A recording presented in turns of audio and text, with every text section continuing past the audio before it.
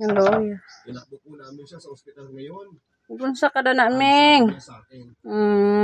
Inom kaming? Inom ka tubig? Looy. Ako kay mama at tumilo na sa ospital.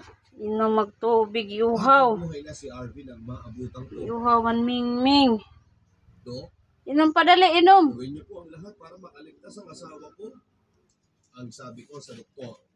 Looy laman. Mrs. Galisod. Oh, danaong. Matindi po ang natamo ng asawa ninyo sa kanyang diktim. Kaya, Galisod, malas baldi katuwad. Magdasal. Hindi ko alam ang gagawin ko sa oras na yon, Papa Dudut. Kaya naman bigla ko iuhaw ang mingming namo. May dahilan kung bakit nangyayari. Parang luod dya. Sa loob ng ospital para magdasal.